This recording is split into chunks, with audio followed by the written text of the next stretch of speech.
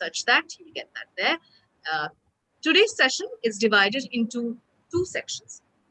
First part, of course, will be a presentation and talk by Professor Bandopadhyay. And for the second part, we will have a panel discussion. Along with Professor Bandopadhyay for the panel discussion, we have two very eminent architects, personalities from the field of architecture. Dr. Bente Wolf, University of Copenhagen, Director of Projects for Sirampur Initiatives. And of course, Professor Rajat Rai, Professor of Architecture, Guru Gobind Indraprasth University.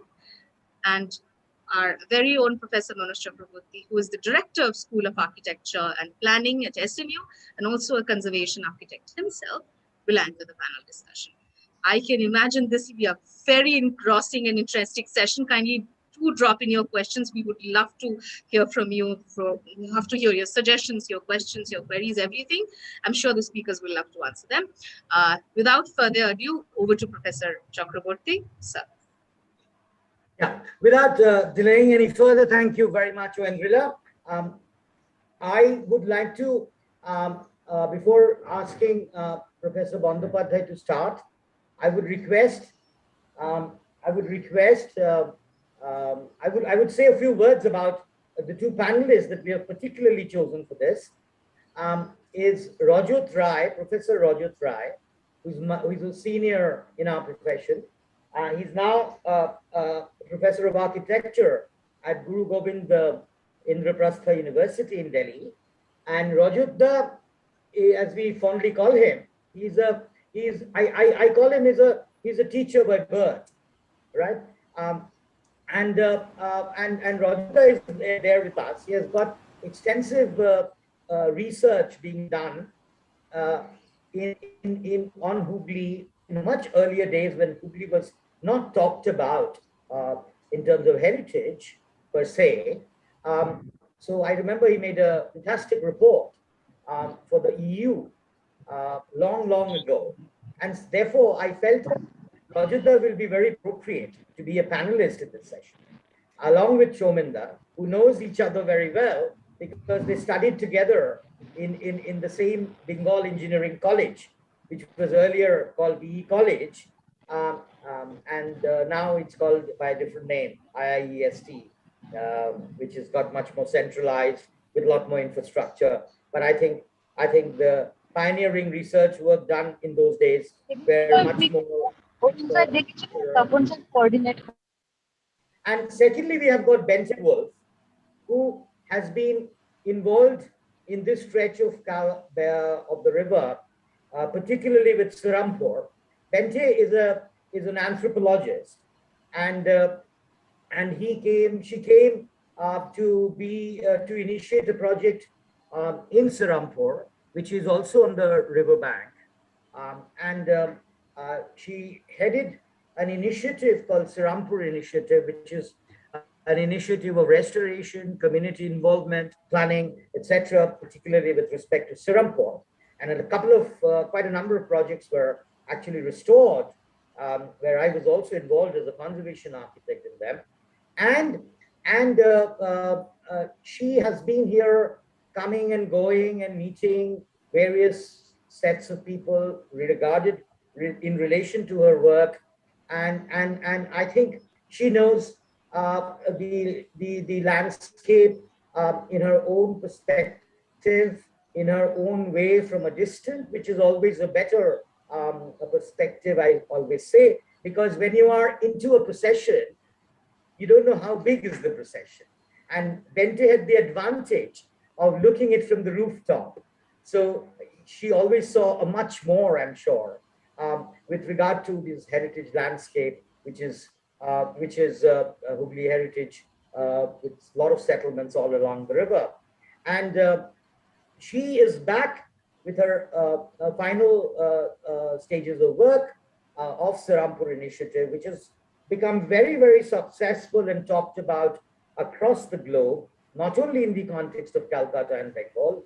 And so she will be very appropriate, I felt, to be part of this discourse and discussions. And before I ask Professor Bandopadhyay, I have just one request, that let us have a very brief 69 slides, from Professor Bandopadhyay, so we can devolve a lot of time in our discussions, both from the panelists as well as from the participants, which are quite not very big in number, but quite qualitative participants, I would say. And therefore, let's begin with Professor Bandopadhyay. Look forward to hearing from you. Thank you very much, Manish. Thank you, and thank you, obviously, to Rajat and Bente for being here, and everyone else. It is a great pleasure again to talk to this is Nivedita University. It is again an opportunity to talk about our work, and it is very important that we share and engage in understanding different perspectives as far as any of the architecture, the creative arts, and the planning and urban design goes. I've just loosely titled this one as Looking Beyond Conservation, Managing Heritage and Adaptive Reuse. The part of that is to do with my experience in from the recently concluded the Hooghly Heritage Project, and the other one is my long ongoing association with research. I think it'll be good to probably, yeah, thank you.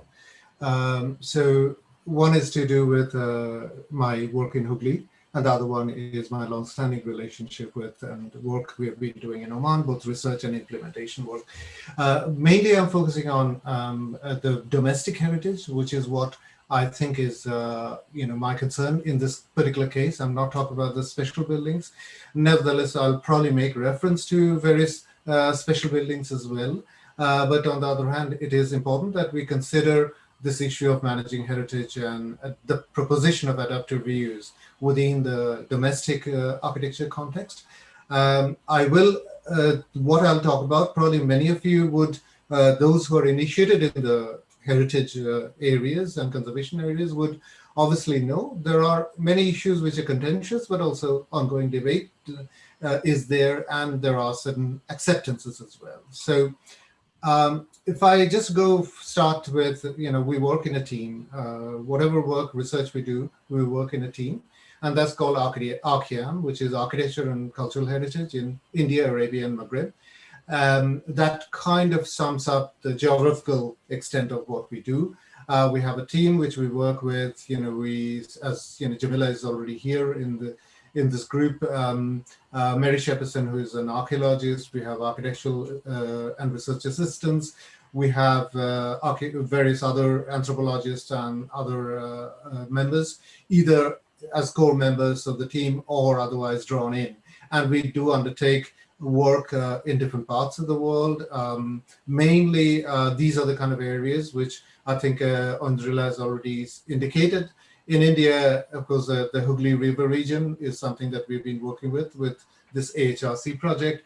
And down south in Mysore, next to Mysore in Srirangapatna, we've been working on understanding what we can do with waste management and also with sort of tourism trails and how we can enhance those through enhanced knowledge exchange and so on. The core of the work has been in Oman, where we work on historic work on various sites. We've been documenting, but also proposing a number of management plans and so on. And digital heritage is also important. And in Qatar, we have been doing this major digital heritage project with Qatar National Library. The idea is to bring together everyone and all the material that exists on Gulf architecture and urbanism in that context. And also finally Morocco, where we are working in an oasis called Mohammed, which is very close to the border, the Saharan sort of just north of the Saharan edge, and it's close to, that's an oasis which is part of the kind of trans-Saharan route, the trade route, where that existed and still is important in many ways. As I was saying that, we do a number of these heritage management plans. We've done that since 2009 with the Ministry of Heritage and Culture, with the Ministry of Tourism, various other ministries in Oman. Oman has been a major part of our work for a long time, for kind of almost now about, I would say, 25 years plus on there. And you can see that these produce different kinds of reports about how we can actually make the management of heritage useful and relevant to contemporary generations. I'll start with one thing, that is that, everyone probably knows by now that UNESCO's voted to take Liverpool out of the World Heritage Site list. And it is obviously saddening, but on the other hand, it also brings up a number of issues that I think both parties are responsible for. And I think there is a really very good book by one called Lynn Miskell at I think, if I'm not mistaken, I think she's at Illinois, and she has written a book called Heritage in Ruins. And that's a kind of criticism of the approach that UNESCO has taken right through various major projects. And I think it is a kind of relevant context within which all the discussion should be had. So I feel that, conservation versus management of historic sites has been a major tussle in here. Sorry, I think I'll probably have to switch off my... anyway, so conservation. So Professor Bandopadhyay, if I may interrupt, the slides, we are not seeing the slides in full scale mode. Are you not? No, not. So, yes, sorry. we are just seeing the, yes. Can we have the, yes, enlarge? Can I stop and share then? Sorry about that. Just give me 1 second.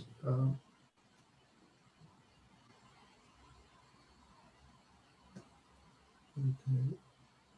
Can you see anything on my screen at this moment?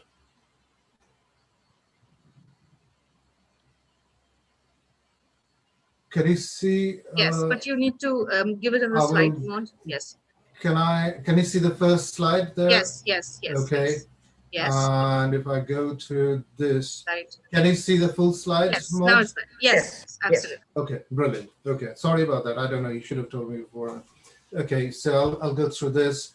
So really, conservation versus management of heritage sites, I think, has been very important in this debate. And I think the fact that conservation was sort of seen, and the cultural landscape was never really understood fully in the context of a dynamic city like Liverpool is really, really important to note here, because much of the problems arise from not understanding the cultural landscape as the key determinant of understanding what to manage and what heritage to manage.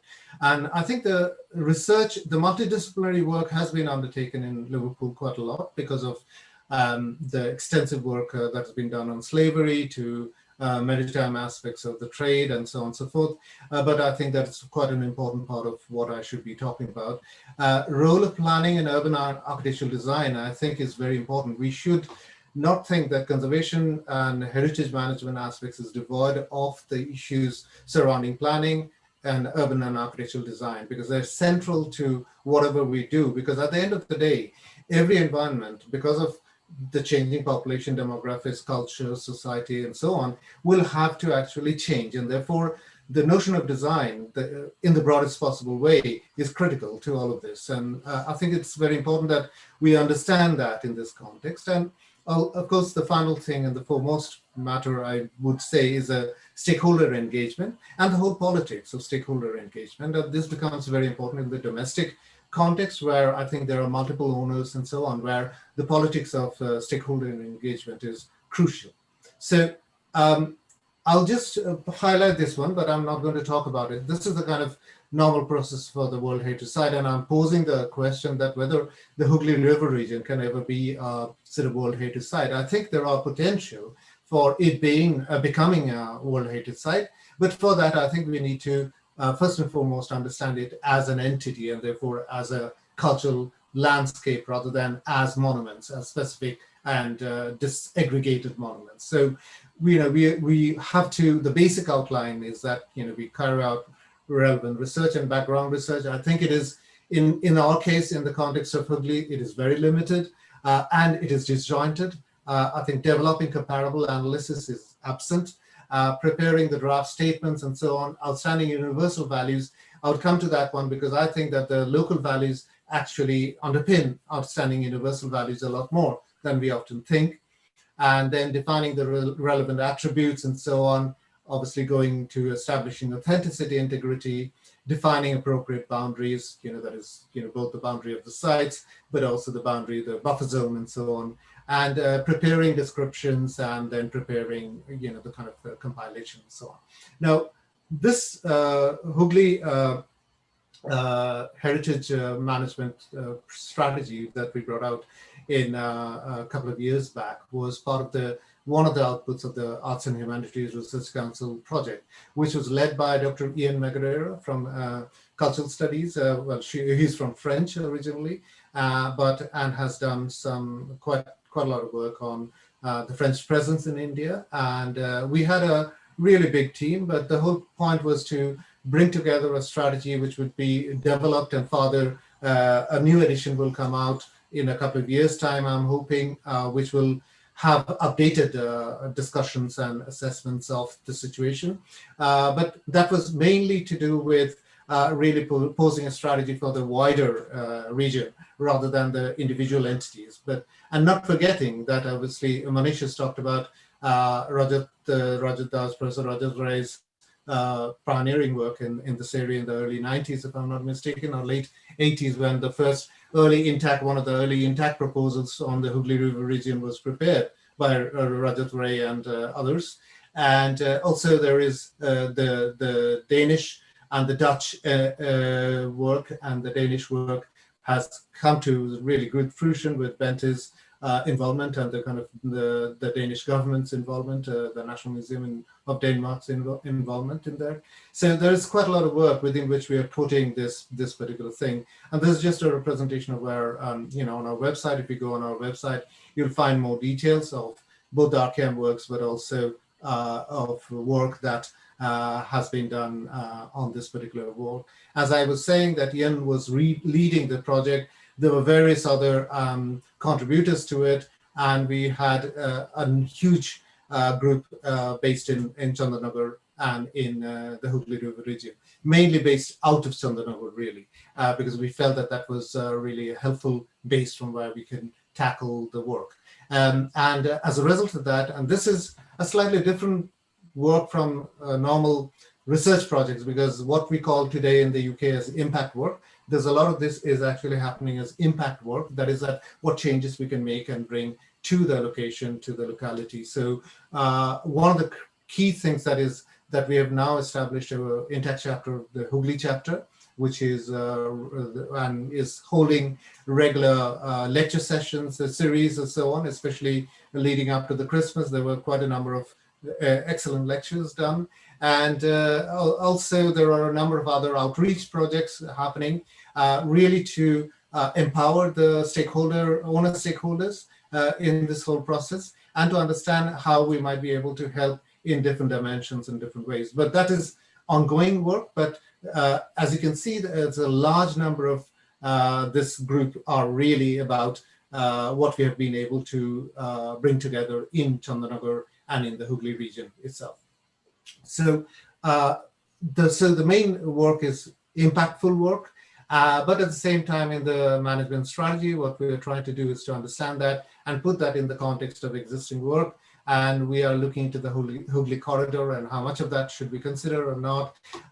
There are particular case studies that we are looking into, both in terms of the domestic nature of architecture, but also in terms of the work that has already been done within the Hooghly River region, especially the work in Srirampur, looking at the work that has been undertaken in Barakpur. There are potential new projects happening in Konnagar, which is a kind of more politicized local government initiative. And we are hoping to engage with all of these. And then we are also looking into kind of more critically understanding these and whether we can learn from those and sort of put it back into the wider strategy. This is an evolving document, so clearly this is something that was presented a year back in its sort of initial state, and we hope to bring that forward in the next couple of years. So the important intentions were to focus on sustainable preservation and in the context of continued habitation. So it's the dynamic context within which we are looking into heritage. It's not a preservation project. collaboration of local inhabitants, as I was saying before, is critical. And we are looking into sustainability, not just as an ecological or a cultural project, but also looking into the financial viability of these things. And that's something that underpins a lot of our work in Oman. Then there is this issue of social inclusivity and the spatial flexibility of the projects and the way that we should look into heritage, and the importance of the voluntary sector is something crucial to us. We have also obviously looking at continued research so that we can build up this work. So one of our team members, for example, is looking into the contribution that independence movement, and especially the Shantajwadi movements, the terrorist movements of the sort of early 20th century, how they actually had important heritage impact on Chandanagar. We're essentially trying to understand whether we can contribute as through this as a roadmap to the state, the local state and the union authorities, how we can influence them and how we can shape those. So, but that's a longer term plan. But all this is put in within a critical understanding of the UNESCO and the ECOMOS guidelines. We are not necessarily saying that that is sacrosanct, but they have to be looked into in the context of, if we have to make sense of heritage, and if heritage has to have any future, then I think that we need to think about it in a much more dynamic context. So a few themes that I want to pick up today, and before then I will go into the second half a little bit on the work of our Omani work that I've done. So I would like to underpin these themes as I go through this talk. So one is that the values and valorization of cultural heritage. So local and regional heritage values, as I think that are important to enhance outstanding universal values. And unless that is how it's understood, it will not actually create a really sustainable and resilient outstanding universal value, and could be kind of influenced by other forces rather than coming from the ground, as it were. The importance of research, I say, and I highlight here the importance of morphology, importance of cultural landscape formation. I'm also trying to understand this within a multidisciplinary work, and that's what we do. Heritage and community, very important for us. And then the issue of living heritage rather than the kind of just the display and the presentation of heritage, which can become a museumified world, and that's something that we certainly want to move away from in all contexts, and certainly very important for the domestic architecture. And then in terms of the reinterpretation and the engagement, what we want to propose is obviously, and this is where I draw in examples in these last two cases of on the work from Oman, where we are talking about the inclusive heritage, about interpretation and engagement of the local population. I'll give examples from Oman. And also in terms of the adaptive reuse approach that we want to adopt. And I think that it is critical in the context of domestic architecture, that both the stakeholder engagement through possibly kind of cooperative type of collaborative sharing approaches because of the multiple problems of ownership. And the other one is to do with the continuing change and the need to make changes to our domestic environments. And that is where the adaptive reuse element comes in. So this again is put in the context of, for example, if I'll draw mostly on Chandanagar examples. And there was a really good excellent pieces of work done by Tipnis, Tipnis architects, who did an extensive survey of Chandanagar houses, mainly domestic houses. And there is a kind of initial classification that has been posed, which includes such things like French houses, French townhouses, French garden house, Indo-French townhouse, and Indo-French Rajbari, or kind of regal houses, if you like. Now, while this is a kind of useful beginning, but I think that, when we are talking about research, when we're talking about really meaningful research that can lead to management of heritage, I think oversimplifications can become quite problematic. So while this is really fantastic work, and I would say that, some of the work that was done by Tipnis architects with, sort of classification of sort of doors and windows and so on and so forth, are absolutely very vital, but it needs to be taken to that next step where we understand the relevance of those elements and iconographies used and where they come from. So I would say that, things like one particular program that, we should all watch is the BBC's, Neil McGregor, who was this is a British Museum BBC program of the history of the world in 100 objects, where every object Neil McGregor takes and sort of looks into it in terms of the range of connections that it establishes. I think it's very important that we understand this sort of multidisciplinary, multi-layered connection that exists and bring that into it. So the research has to be more in-depth.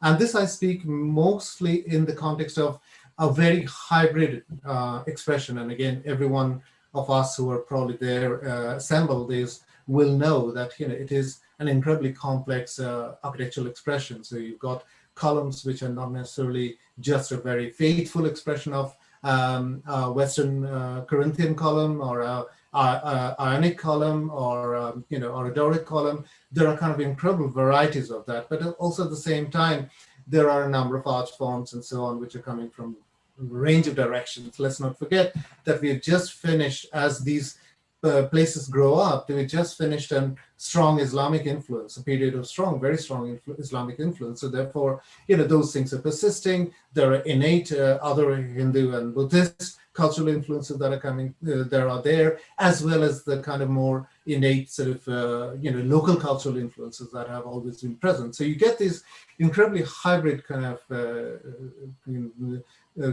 constructions like this temple on the right-hand side, where you have essentially a kind of colonial colonnade, if you like, set with Islamic arch and possibly and also Hindu motifs on top with the temple. So it's a temple, but it is paraded as something else as well. So those kind of buildings actually need a lot more work and really need a lot more thought in terms of how to conserve, restore, manage heritage, and so on. So another expression is here in this during the work we picked up was this a house where these really beautiful cast iron balustrades, the railing elements are there, and you see that a normal one on the right hand side. These are the kind of ones that evolve with link between sort of Indianized versions of a European form. But on the left-hand side, what you see is also insertion of Radha and Krishna, into it. The fact being that, this particular house had a small shrine dedicated to Radha and Krishna, and there are visitors who actually come into this building to pay homage to pray in this shrine. But so the context of that one is taken over by the building, and the building actually creates these brilliant representations, which are neither just Western, neither just Indian, or even a mixture of that, and it goes much beyond that, in its representation. So those kind of things are quite crucial. So the hybrid expression is important, but also the kind of ways that we need to think about facades and so on. So the facades here are on the left and right hand side. You'd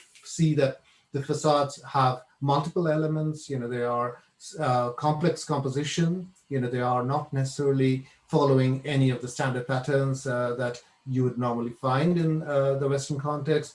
The interface with the street changes quite a lot.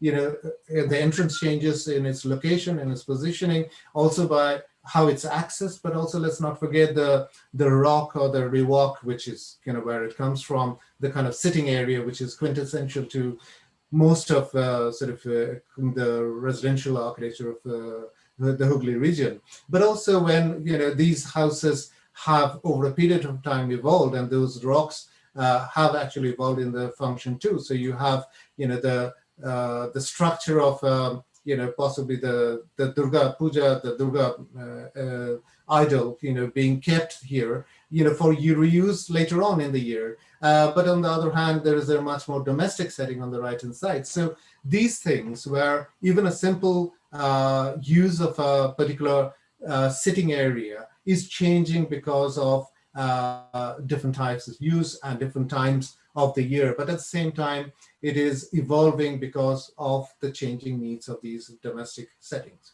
Now, again, as part of that, as you'd see in the previous one, that the relationship with the the facade and the plan form, they are quite diverse and they change from one thing to another. The fact that, on the left-hand side on the plan, you've got, the frontal, because of the narrow frontage in this particular case, the entrance is put to the side, but it's not really just that, but its relationship to the courtyard in the middle also changes. So therefore, all of these things then begin to show that there are plan forms which are not just a standardized platform, but they kind of evolve depending on situations, but also they are indicative of what I would say is the kind of morphology of the settlement. And so what I'm trying to suggest is that all of these very local factors that could be very innately local factors, localized factors, like a kind of worship or a particular kind of perspective on how culture is seen, to something which is slightly more generic, maybe pervading the whole of the Hooghly region, or maybe the whole of Bengal region, and also possibly Indian.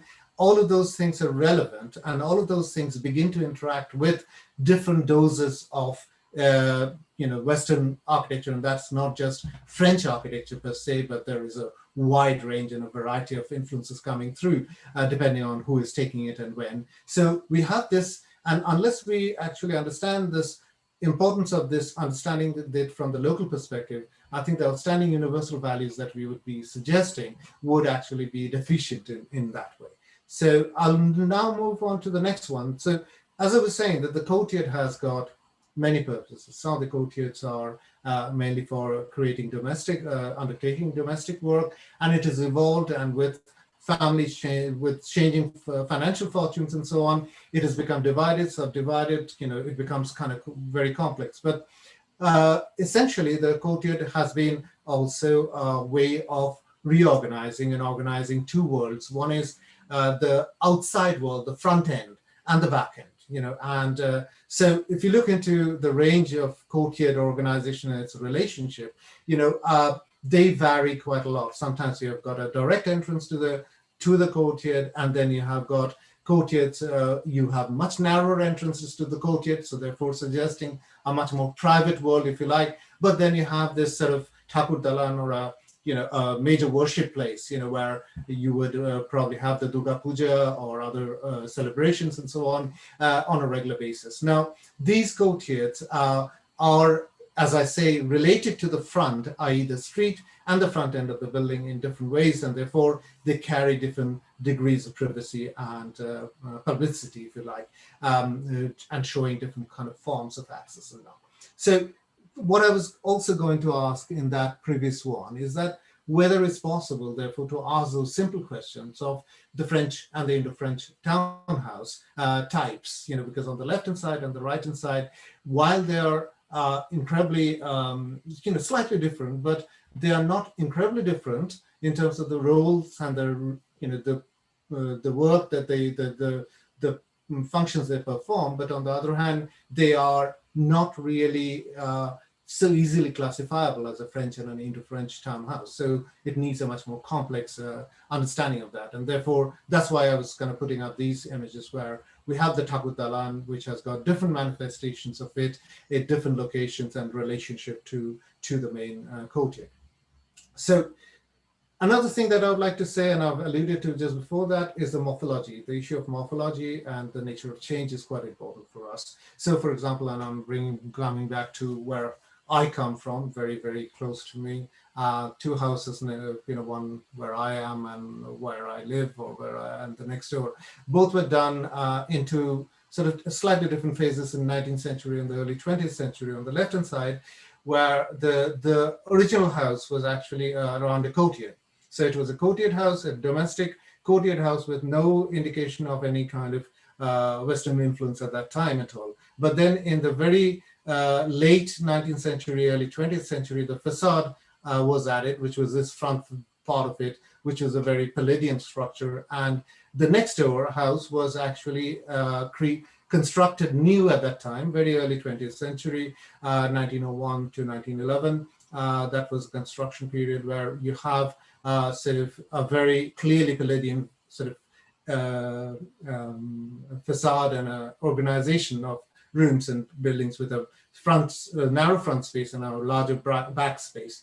Now, what happened was also interesting is that, that in that initial construction, on the right-hand side, what you see is a courtyard was constructed to create a space for the kitchen and the bathrooms, the toilets, and the stables and other things as a completely independent one. So if you look into the previous one, where the domestic nature of their existence was completely where they grew from, and therefore that was central to it. Here, the face of it, what is shown to the public, what is shown to the outsider, is being separated from the other everyday domestic activities of the house. So there are these kind of things which begin to show how, while the two buildings might look very similar, but morphologically they're very different, and therefore they say two different stories, and therefore they will actually bring in two different ways of values, judgments, if you like, on these buildings.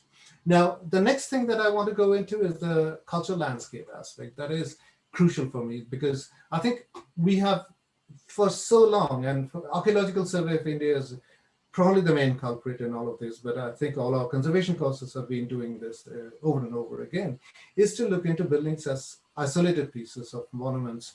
And I'm not saying that everyone is doing that, surely not, but nevertheless, this issue of understanding buildings in isolation has created problems generally for architecture and architectural design, and hence the importance of, and those who were in my lecture, in the previous lecture, I was talking about the importance of, in the British architectural education system, the importance of urban design work embedded in the 5-year architecture project, and so architecture education. So that there is no dissociation between the building and its wider context and how we should be understanding it. And this is very important in this particular case of domestic heritage. So for example, that, you have these buildings, and ghats, with structures on the ghats. Extensive ghats have been built, across the Hooghly River, and these are various ghats from Chandanagar, having different kinds of roles. Some are more public, some are private, some are entirely built through patronage, some are kind of more civic installations. They contain religious focus or not, with it. So this is an important part of the heritage. But if I were to say that, what happened previously was that they would not be taking a bath or a shower, at home in the domestic setting, but use the river in many, many cases, or the ponds. And so if you're coming out of your house, you might be actually coming through the lane, the passages, then going down the passage towards the river, possibly doing a prayer at one of the temples, and then going to the ghats, going down the ghats, doing all the rituals on the ghats, and then coming out, drying, your body, going through probably another temple, and sitting on the rock, to have another gossip with somebody else. Then you go in for your domestic activities at home. So the domestic space actually expands and contracts depending on the time of the year, and depending on what you're doing and the kind of range of things that you would be doing. So it is very important that we understand the spasmodic nature of the domestic space, and that's where the cultural landscape becomes critical in the case of domestic architecture. So, you have next to the ghats, you have shrines, tiny shrines. Sometimes there are also shrines devoted to even very minor gods and goddesses, and or very important ones, underlying importance, like Mansha and so on. And then you have also these temples then embedded within buildings, as you can see on the right hand side, where you have a Shiva temple as part of the building. And I've already spoken about the Radha Krishna temple, where it's part of someone else's domestic setting. So all of these things become part of the domestic work, and we should not be thinking about just the building per se.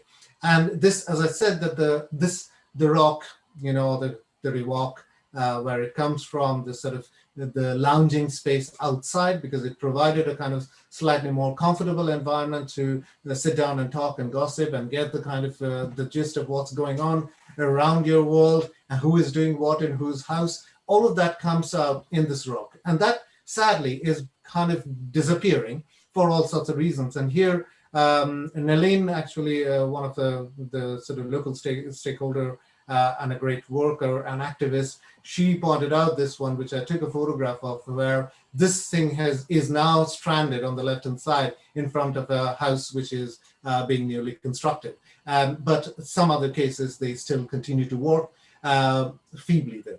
So cultural landscapes also include, as I was saying, not only the river, as it's in the Google map on the right-hand side, but also the numerous ponds. The ponds, as farther you go in from the river, you will probably have the ponds as the point where people will use it for washing, for bathing, for all kinds of other activities, and they are integral to it. Sometimes the ponds are part of the domestic property, sometimes they are communal properties, and but essentially this is really a large sponge. You can see Lower Bengal is a large sponge, which used to seep up the water, the excess water into these ponds. Now, gradually, as we are rebuilding things, that is going. And so we need to understand the landscape in that kind of context rather than looking into particular individual structures and so on.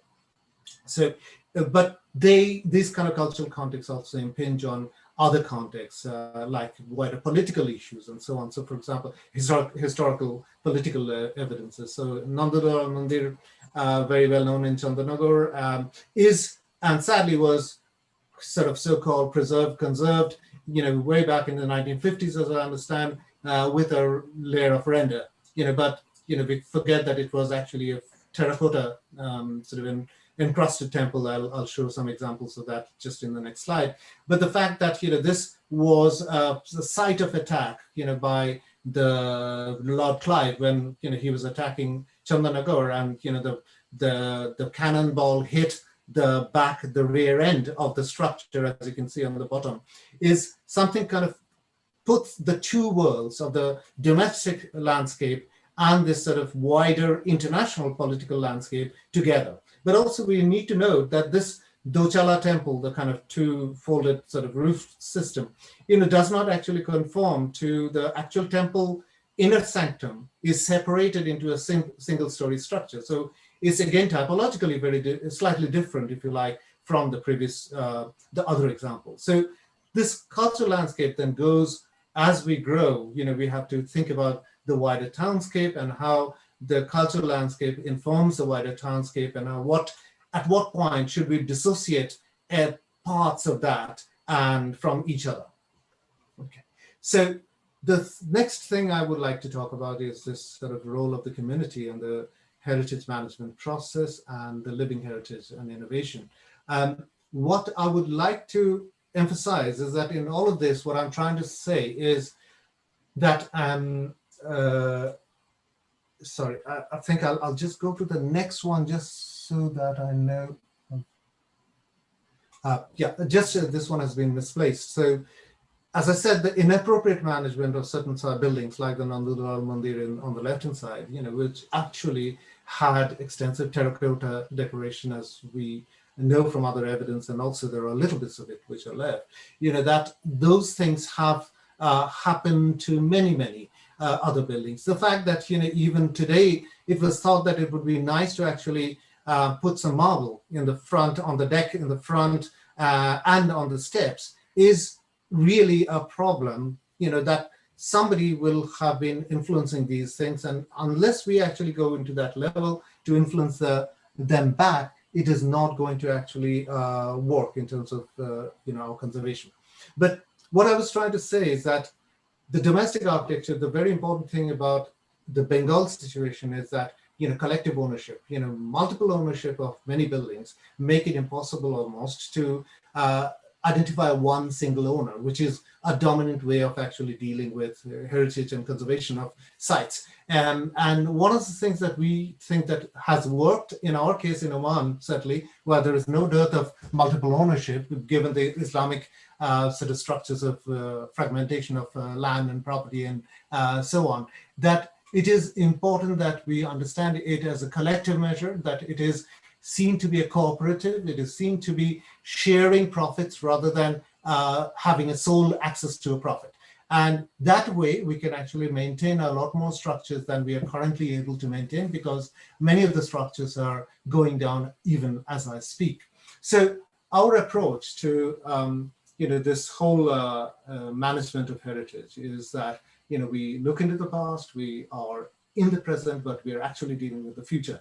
So the past actually tells us a lot about its previous environment, its society and economics, but that also gives us an opportunity to understand it dynamically across time to the present and possibly project into the future.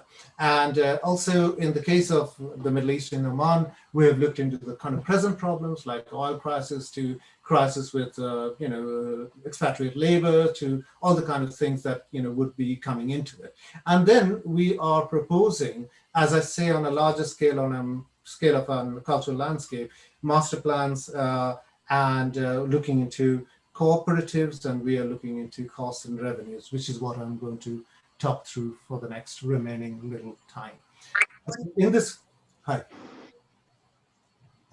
context, I would like to say that I think one of the things that I would like to avoid in all of this case, and hence the case of heritage adaptive reuse, is this particular example of from Chandanagar about inappropriate conservation, rebuilding, especially in a different material, in this case concrete, which people will absolutely be fine with it. It looks exactly the same. Look, we have got it back. How do we? But in a way, it's a travesty, and I think which is something that we need to avoid. And this comes out of the lack of understanding of in many of these things, and hence some examples, very quick ones, not to profess anything, but the use of the combination of old and new, well established in conservation spheres and heritage management spheres that would actually talk about the different types of intervention. That's exactly what we see in the morphology, in the different interventions in buildings that we have seen. So I'll talk about this one, which is Misfat Al Abreen is a small little village up in the hills in central Oman. And I'm not going through all the details of what Oman is and where it is because it'll take a lot of time.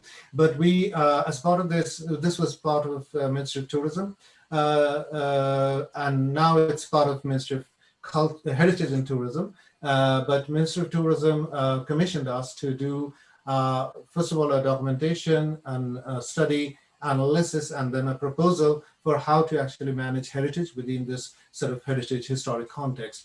And it's got an ancient history. The tower that you see over here is actually pre-Islamic Sasanian tower. It's known as Kalat Organ. The settlement is down on a very complex site, which is down a hill. And there is this wadis. These are actually dry rivers which come through Oman. They crisscross Oman.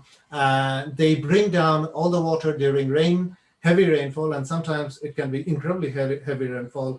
You would actually have these fantastic torrents of water going down these dry rivers, which are called wadis, and they can cause quite a lot of damage, and deaths and so on. But the settlements are sort of therefore utilizing the edge of these water sources, and they are also utilizing in Oman this ancient water system, which dates back to about 1000 BC, possibly of indigenous origin, but with some later Persian technical input into the around 600 BC, which is called the Falaj system. It's an underground water system which taps into existing aquifers of water and then brings out the water, sometimes traveling about 8 or 10 kilometers underground before surfacing as the ground slopes down. So it is there are different types of water systems. One is the water, if the aquifer is hidden below, it's called the Dawoodi Falaj. King David, the Sulaiman bin Dawood, is an ancient, basically going back to an ancient origin. Spring-based ones, which is where this one is. So there is a water already coming out on surface, and then they have utilized that. And the third one is taking it from the wadi bed, where there are perennial flow in the wadi, and then they use it. So this is the kind of landscape. On the left-hand side, it's kind of just a drone view of what it looks like. Aerial photograph of the settlement, the old part of the settlement over here, little later down here. These settlements would be probably, as I say, no settlement like this would have not existed in the pre-Islamic time, almost, but maybe clearly in a different form. So we had this difficult task of undertaking a full documentation, which we had to do. Drones did not work here because we would not be able to, with the foliage, the canopy cover, we could not take a full, photographic record of that. But we had to do, therefore, resort to terrestrial documentation, and we did an incredibly detailed documentation, as you can see on the right-hand side, which is part of the drawing, but that forms a part of our proposal. We also did extensive ethnographic work, as I said, on the foliage system. So we looked into the foliage system, we understood how the foliage systems worked and the administration system of that, what are the kind of divisions of the water, who owned what and so on, but also the land ownership, as you can see on the left-hand side. And these things began to kind of form a kind of fuller picture of what we think was important in this case.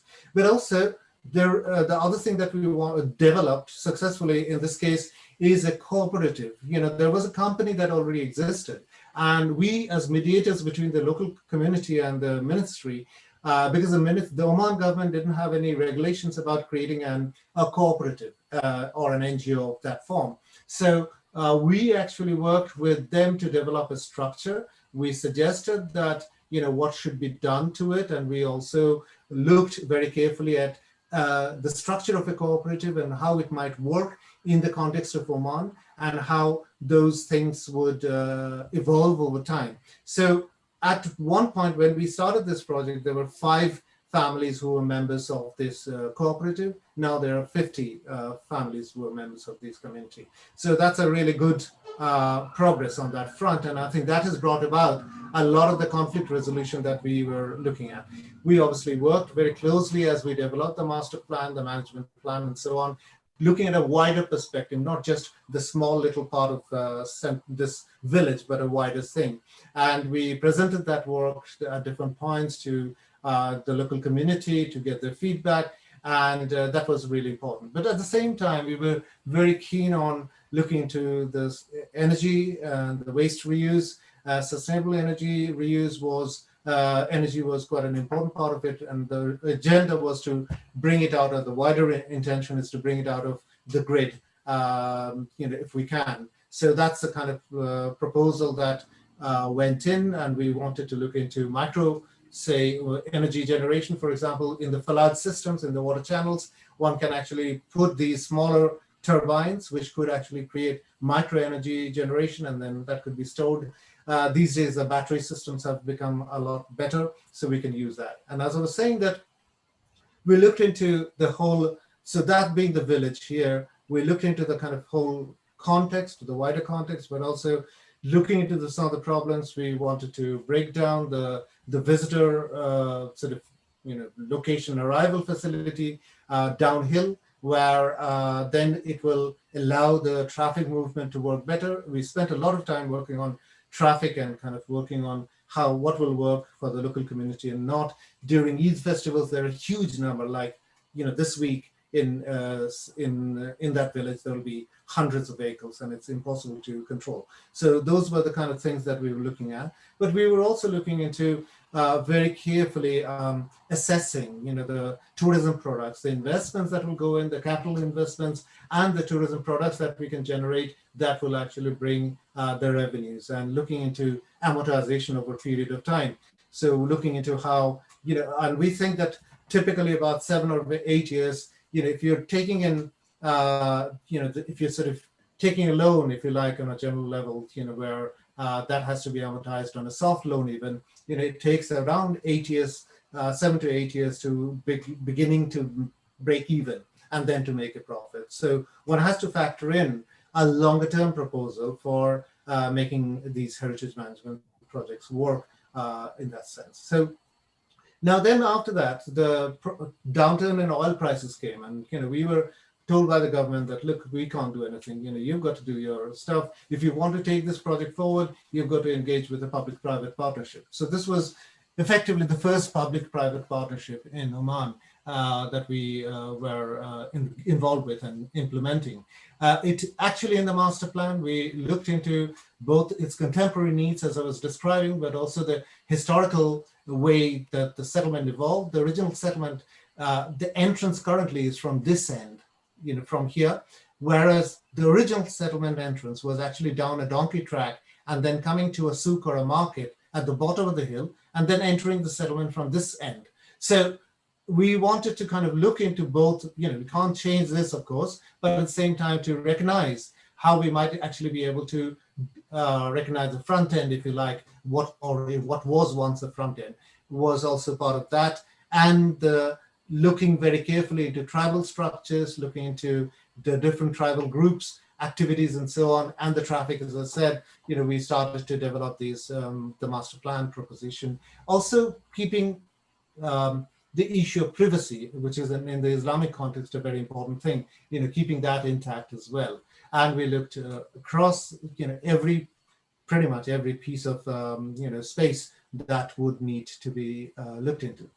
As I said, that as we came into that stage where we were not, the government was not going to help, we actually wanted to say, okay, fine, how do we go about? First of all, we tried to identify every governmental or non-governmental help that was existing in Oman and in the Gulf region, and how much of that can we actually access. So that was one piece of work we did, but also fortuitously, perhaps, that we also had the Prince Charles's visit to Oman, which I had the opportunity to accompany him in this particular village.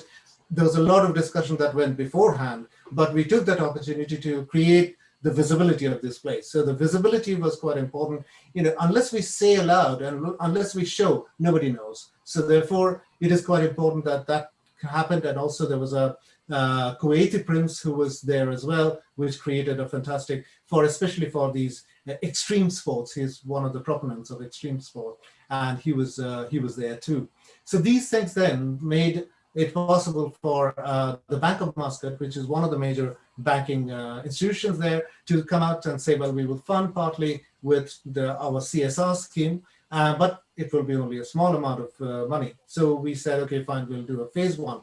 We worked out exactly what that phase one could be, looking into the kind of urgent areas of attention that was needed, but also to look into traffic, which was important. So traffic, the issue of the parking, the issue of the pedestrian passage down the main street down, which was worn away through centuries of walking down, and it was incredibly slippery. But also looking into the gateway structure, there was a training facility on culinary aspects that we wanted to develop, and I'll talk about these ones in a moment. And then also there is a small cafe and a restaurant. So all of these things were part of the phase one, but we went through many iterations whereby we were costing out in every stage, but also in the process, we were able to influence them to say, okay, fine, we will give you more. So we eventually ended up with another probably 100,000 riyals or 200,000 pounds more on the overall project. But that was really through this negotiation and so showing what we can do and not do. But at the same time, stakeholder participation went on quite a lot at different levels, age levels, and you can see our group here in the village here, which we undertook in July 2017 in the extreme heat and humidity. We were undertaking workshops there, which were really, really helpful with children and also younger adults of different ages. And that led to a number of participatory activities. They proposed things. Now, by then, because of the discussion that we've been having with the bank, we already had a structure of what we wanted to do. But at the same time, we wanted to get the input from the local children. And they were incredibly helpful in sort of suggesting, especially for the civic spaces, the open spaces, what could be done to it and how those could be addressed, but also some parts of the restaurants and other things and how that can be built, where and what kind of qualities should it have. So just quickly through those, and I'll finish with these projects here. These are the final implementation, and the buildings are operational now. There are new, franchises who are holding sort of the cafe has become very popular in Oman. There is the gift shop, which is beginning to develop, and we're helping them to develop their content and everything else as well. And the training facility as well is being part of the culinary aspect. So in terms of not only just restoring the gateway, we managed to convince the bank that we needed to also have the information center next to it, given that we were not going to have the information center down the hill, which was originally proposed. And so the structure you see on the right-hand side at the bottom, where we were inserting new things. So there were a number of restorations. So this is the element up here at the entrance. And so the gateway, as you can see here, we are passing through the, I'm just going to, yeah. So we are, the gateway is underneath here. This is the first floor plan. The gateway goes, the passage goes underneath here, upper level rooms here, and we had terraces and so on. So this is just giving a first floor example. Where we inserted, whatever was inserted new have been retained as much as possible in its sort of bare form, in its concrete. We focused a lot on one feature, which is a consistent feature across the various projects that we did, and that was a staircase. Now, in a morphological way, I think we thought that, you know, it is important that that central space, which is in a domestic space, was quite important as a sort of, for a number of reasons. I don't want to go into all details, but that was quite important to almost showcase. And therefore, by doing a well-crafted staircase, it actually meant that, you know, we were able to give that extra dimension to that space, and the other spaces then kind of orchestrated around it. And so various interventions you can see in the buildings here. The next one was this, the culinary training space, which was originally this space in the front, and I'll go to the next one, yeah. As you can see in the photograph here, this whole congregation is actually during Eid festivals, like this week, you would have, when they will have this roasting pit, which is a bit of sort of dent in the ground, a hole in the ground, a pit where they will put their meat, you know, and then they will slow roast it over 2 days, and then they'll bring it out, and then they will have the meat. It's incredibly delicious, those who are in, you know, who are non-vegetarian. So, but also, aside from that, there was what you call a raha, or sort of wheat grinding area in that front space, which was a community space anyway in the settlement. So we wanted to sort of celebrate that by going for that, the training space that we were hoping to develop. So it was both the development of this Harata Shua, which is the Shua is the tanur, or this roasting pit, and that space, you know, the space around that, as well as the building, which is A10, which is this one here, that we wanted to develop here. So those buildings, as you can see, were in a very bad state from where we started working through that, and we reconstructed, but also we found out a number of things. So this was the original Raha area. Then we went into the staircases, our piece that, you know, we are inserting, and then the training space happens at the back. But we also found that in the collapse here, that there was a piece of, you know, new rock formation that, you know, was not clear previously. We assumed it was at the same level. It wasn't. So we wanted to keep that. So you see the space, the central roasting pit here, the building coming up in construction, then the inside of the building. That is the kind of the place where we retain the rock structure, and we also constructed things around it. Now, this also gives some kind of sense of some of the smaller courtyards that are often left behind in many of the buildings, although central Omani buildings do not have courtyards at all. That's contrary to what our standard conception of Islamic dwellings are. And the third structure was this cafe, which is farther down, which is here. So we did this one first. The next one was this one, which was the culinary training one. And this is the cafe, which is over here, which we found in this location, which had a sort of fantastic view of the gardens, or the oasis down here. And then there was a bit of disused agricultural terrace, and then the structure which was found here. So we were working with this. Again, what has been restored, and what new is very clearly evident. And here we were unashamedly modern. And in a way, it is also to do with a couple of things. One is that, the aspiration of a future is quite important for many, many communities. And I think it is, the fact that we were building using contemporary material in conjunction with old material actually gave credence to the fact that, old spaces could be lived in still, and modifications can be undertaken carefully and systematically and sensitively if that would be possible. And therefore, it was also a plea to bring back people into these villages in a bigger way. So here you have the restaurant, which had the original structures, access from here. So all that would look very traditional, and then it will open up to the outside where we had the two levels of the structures. And again, some images which show how we have been treating that. Again, the staircases is very similar, but it opens up. So, we can create this sort of, passively ventilated environments. In all of this, as I said, that the type was very important. Manipulation of the type was important. So we understood types very carefully because of the lot of work that we've done, the role of the staircase and how it brought in light, but also how it could be enhanced. And that's what we were trying to do with the staircase feature. The environment, of course, air, light, and water were the three things that we were working with. There was plenty of light, of course, without a doubt. Air, there was plenty, and water, when it came down, was torrential. So we had to plan and design with those things. And so mostly these are all passively ventilated with local air conditioning opportunities that we were trying to do. Also, for example, in the water, the drainage of the heavy downfall was something that we worked on quite a lot.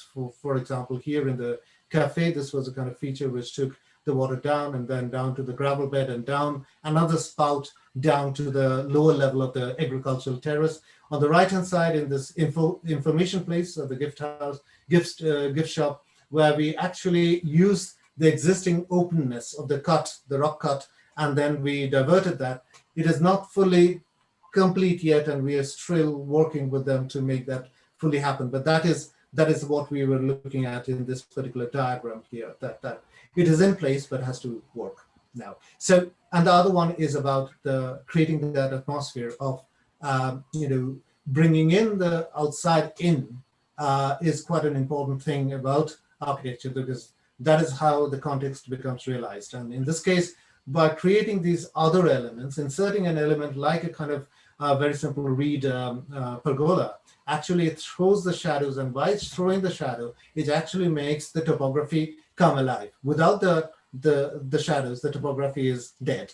So in that way, our measures are beginning to, I suppose, indicate, how we can recover the context and recover the site. So that's where I'll end, and I'll stop sharing if that's okay.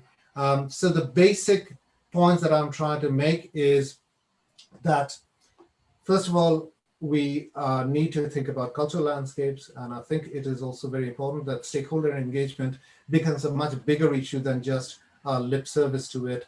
I think it is important, especially in the Hooghly River region, where multiple stakeholders has to be worked on, and there is almost many doctoral theses to be done, to understand how exactly stakeholder engagement can work and what will work and what will not work in that context. But I still feel that a cooperative approach is very necessary. So the cultural landscape has to be a dynamic one. It has to be an evolving one. We need to actually engage with that one in a creative manner, keeping the research as our base. Thank you. Thank you, Soumen. It was quite a journey. I looked upon it as completely two distinct presentation of two different contexts, but there is some linkages, of course. I would request Professor Rajat Rai and Professor Bandopadhyay to make some initial comments, because we would like to have at least a half an hour discussion on Hooghly heritage and the lessons learned from all the initiatives that went into the Hooghly Heritage Front. And of course, if we can draw some lessons from Oman, which was presented. So the initial comments from from Rajat Rai and Bente Wolf. My only request is that the questions and the comments be short and precise, and so that we can take in a lot of discussion forward.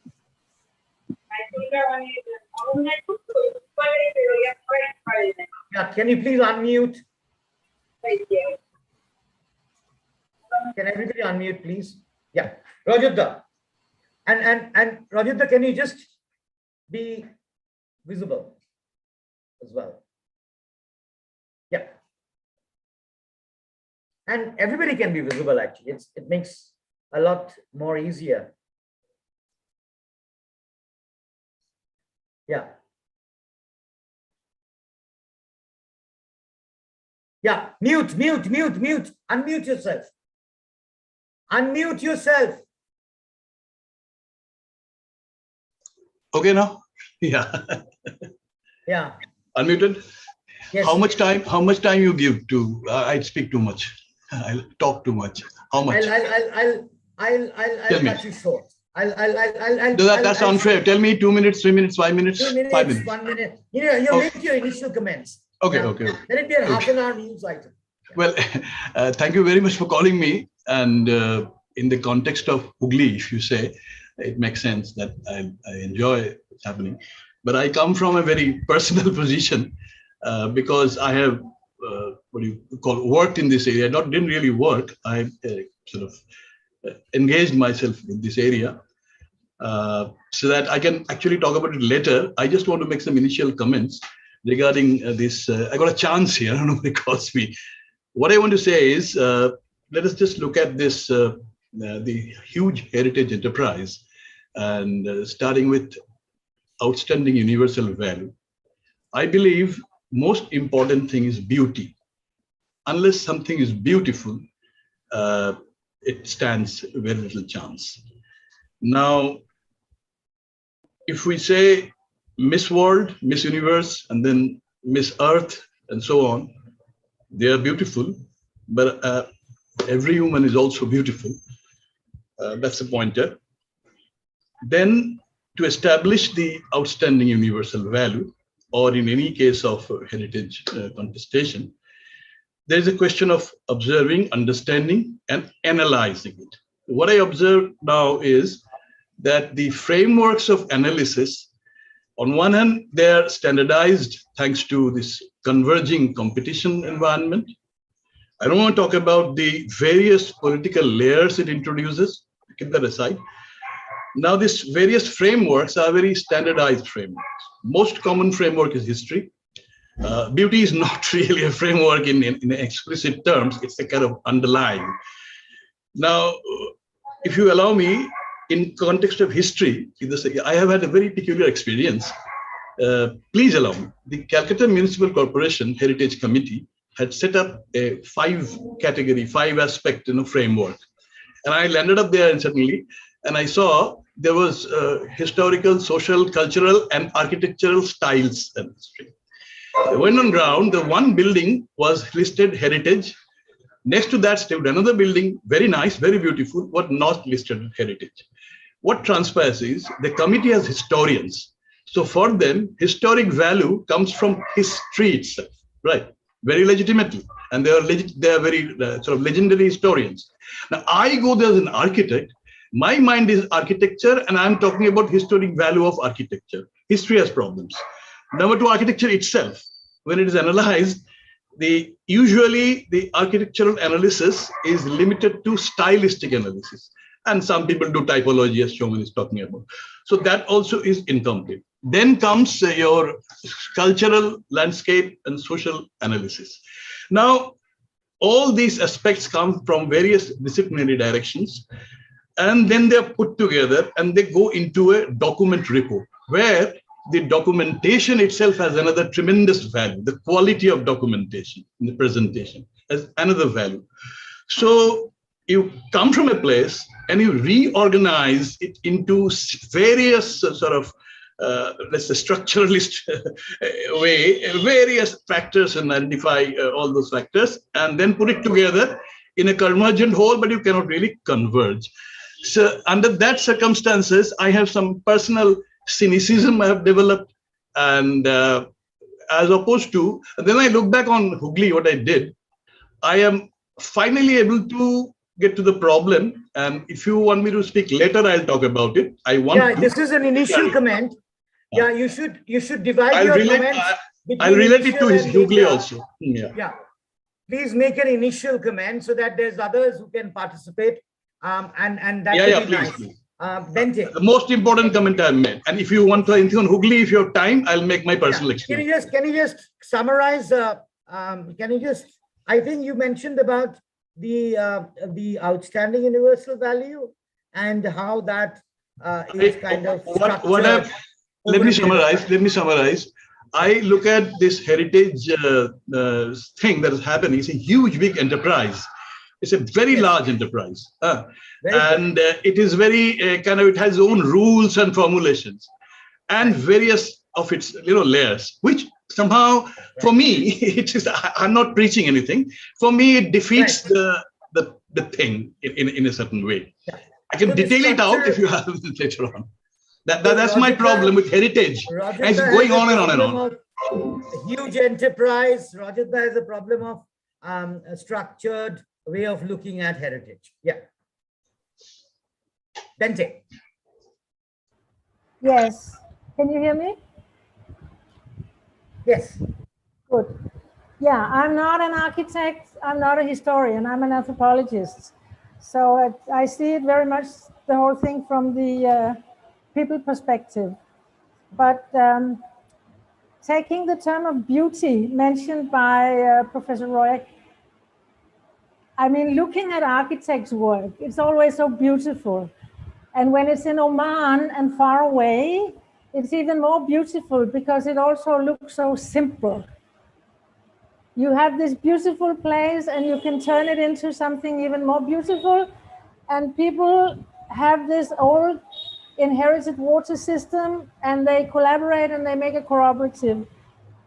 But then transposing that to Hooghly is more messy or is more difficult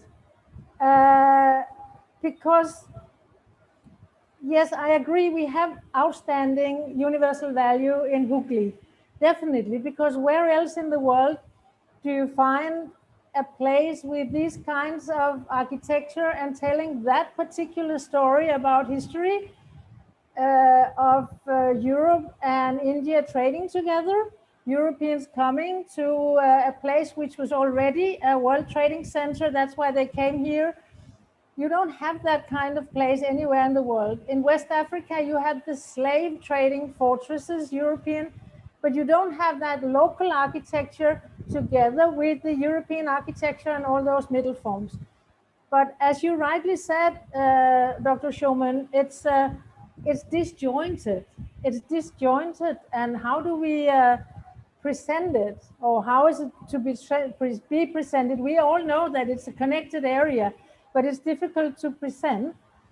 And even more difficult is the fact that it's not just people changing and modifying their individual heritage buildings, but we all know the elephant in the room here is that these towns are all suburbs to Kolkata. They're part of Kolkata metropolitan area.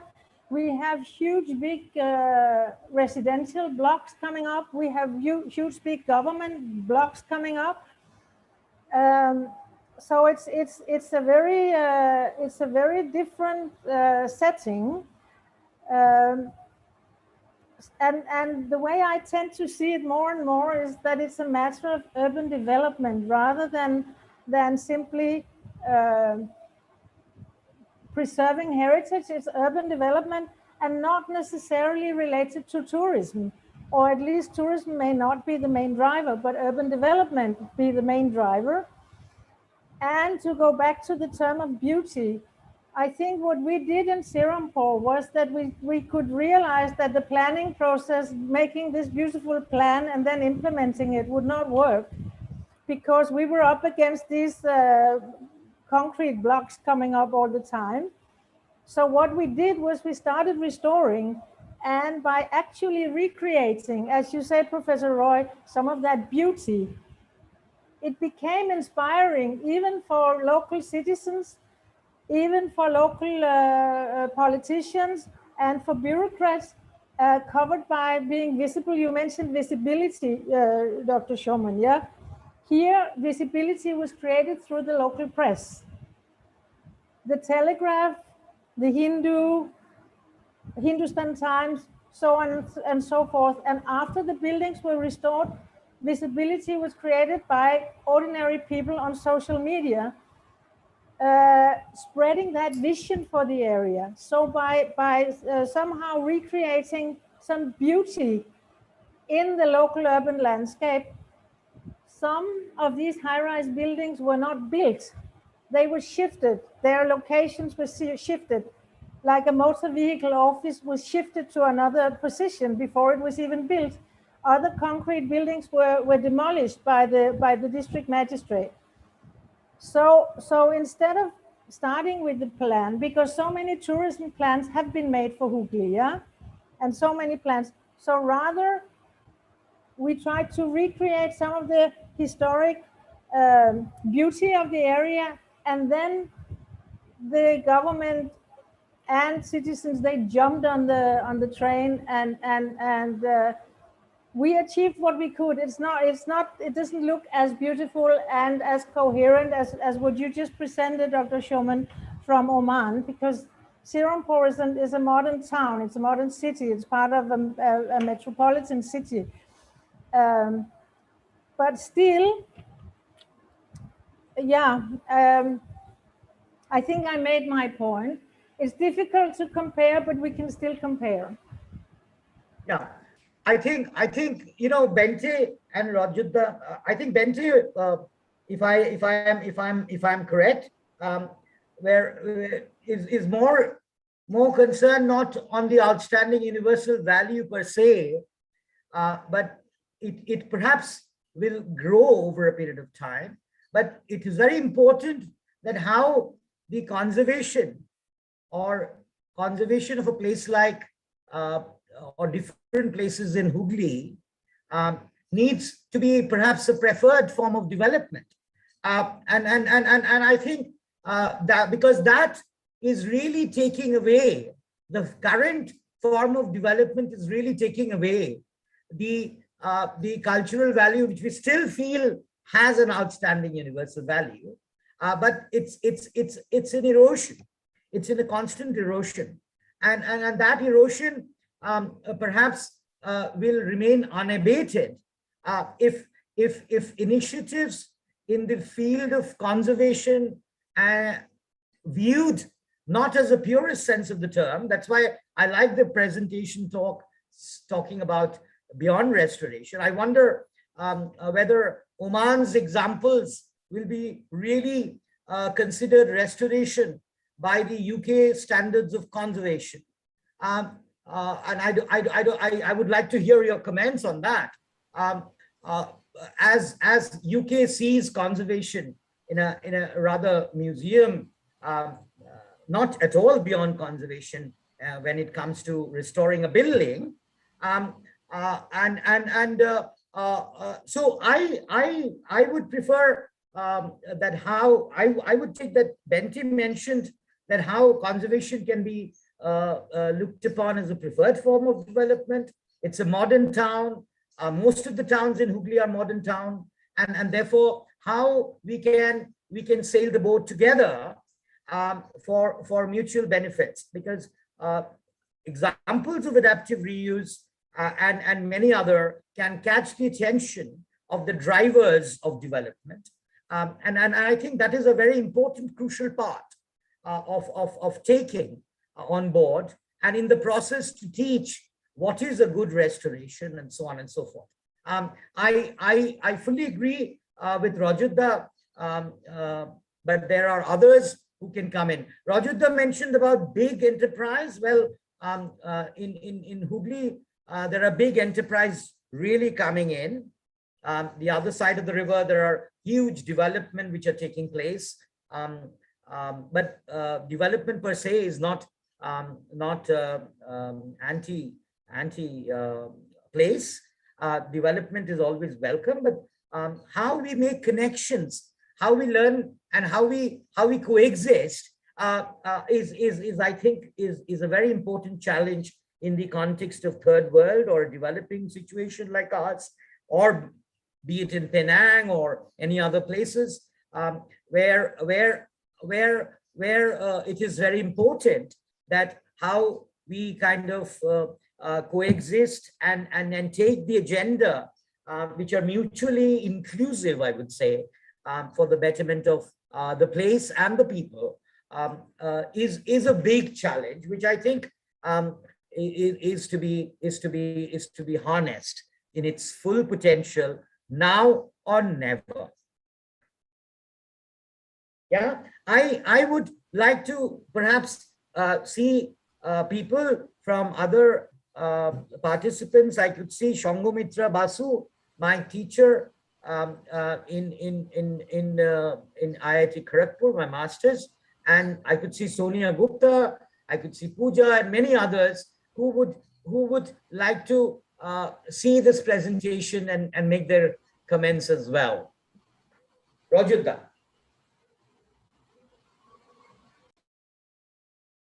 You give me a second chance, or you meant Soumen when you called my name?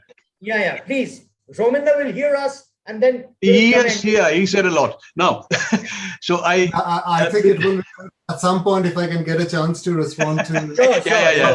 what is being said. Well. My cynicism and my no, it's not that I disagree with you, Rajita, but it's simply that I think it is, there is a point to be made about bringing everyone together, exactly what I was saying at the beginning. Yeah. But anyway, I'll talk about that later. Can I request you to allow me to share screen just for 2 pictures, if it is possible? Yeah. Administratively possible, otherwise I can go on. Yes. Can Roger yes, just give me a second. Just give me a second.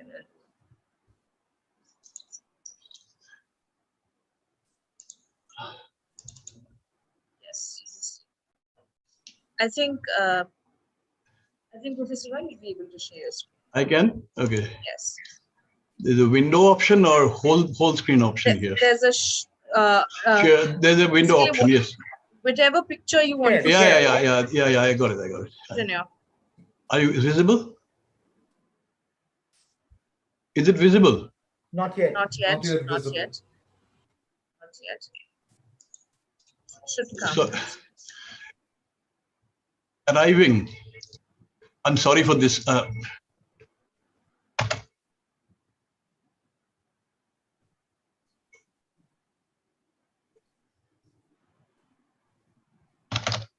Yeah, there are some technical snags. Technical, yeah. Can you stop my sharing for a while? Then it'll be all right.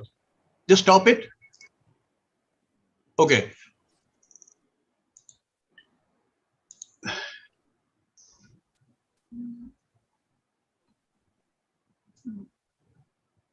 Okay, let me just talk about it. I'll try 1 second. What I was wanting to share is the cover page of our report on Hooghly, which has a sketch of St. Olaf's and a hand-drawn sketch. Anjan was with me, and that was 1988. Just an outline sketch as it existed there, very, very simple sketch. And another 2 pictures. At that time, there was a small shop, a kiosk in front of the church down the line. I mean, before you reach the gate, a cigarette shop. And there was one gentleman, the owner of the shop. He would be 30 years old at that time.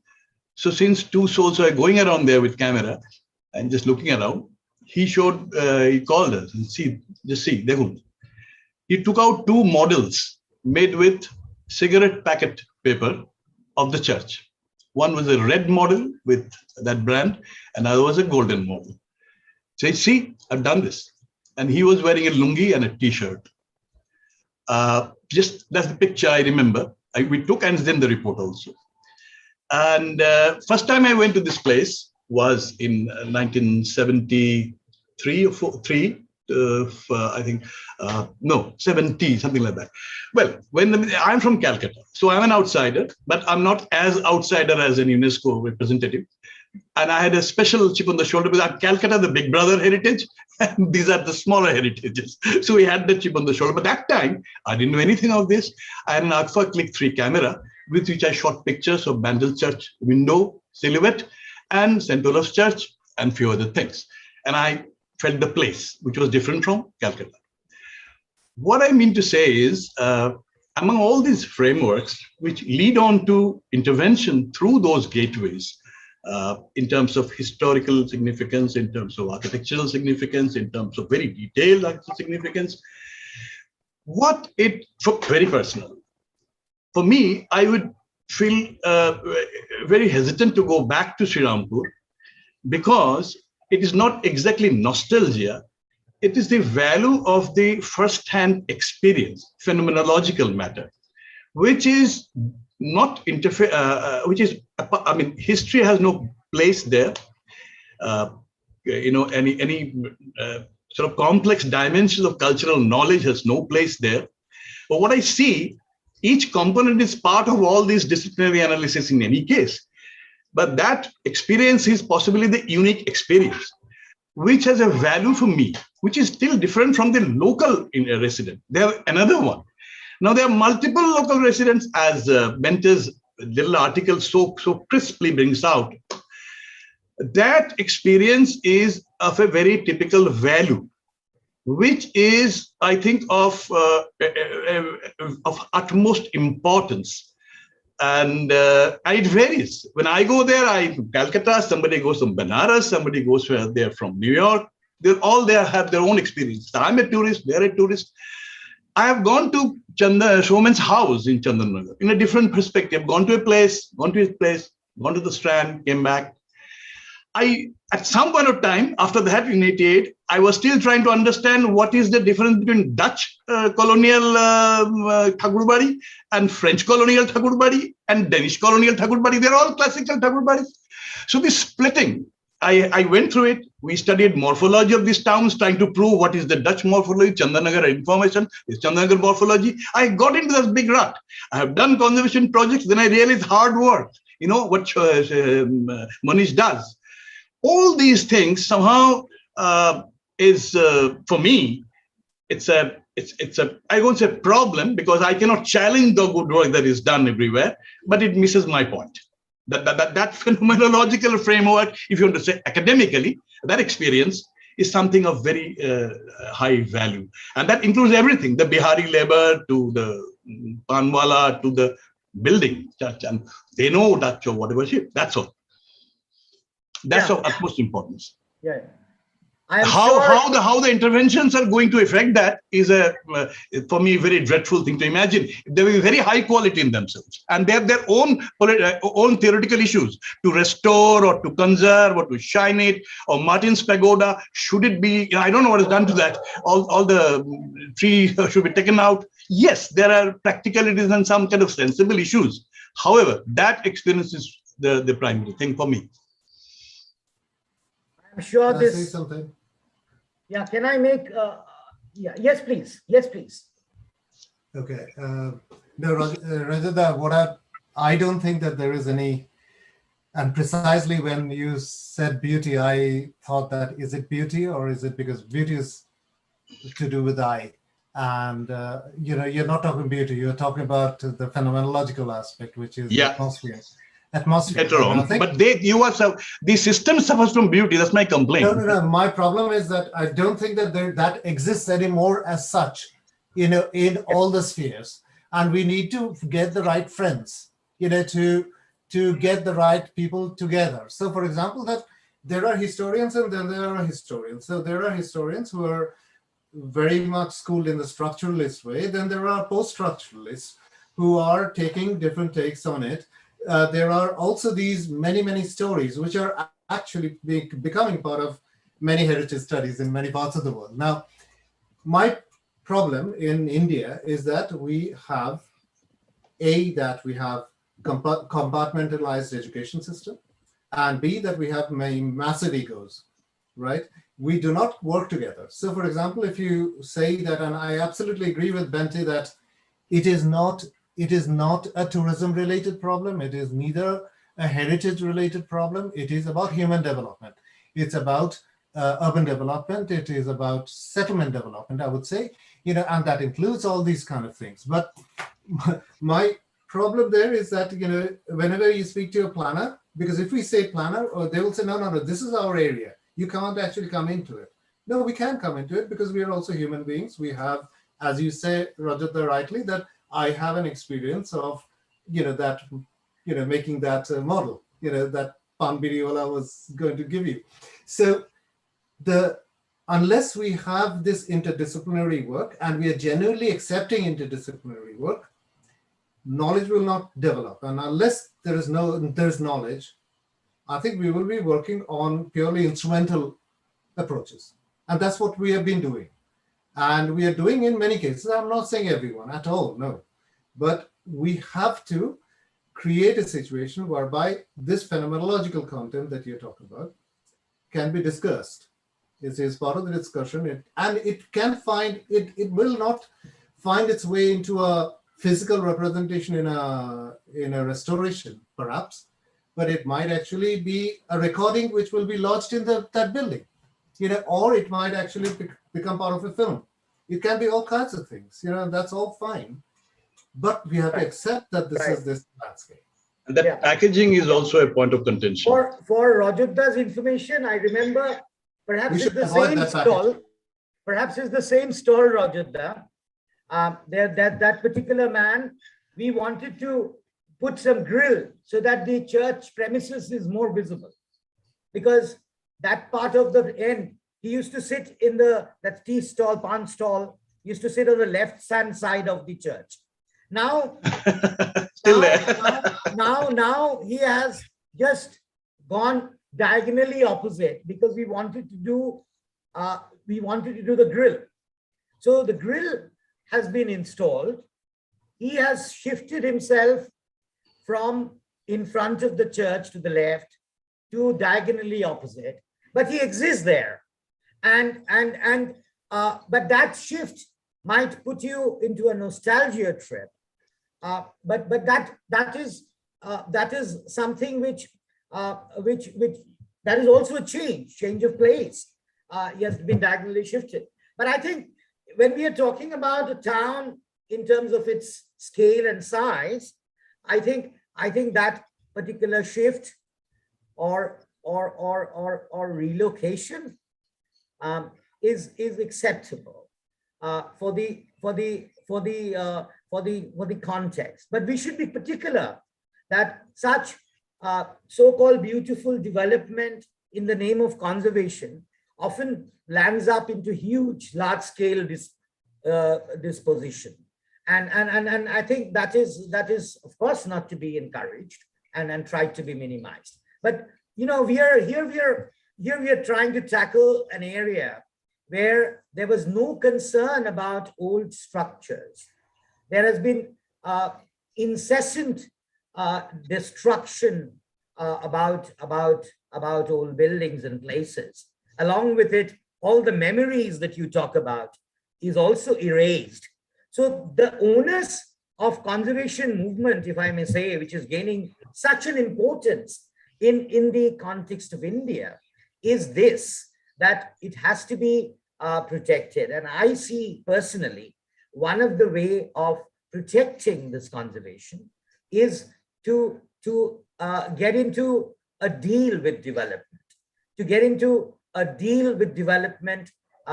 as well, and to delve into the deal of the planning process. It is not utopian, it is possible. And I think we need a lot more demonstration of the fact that it is possible to demonstrate.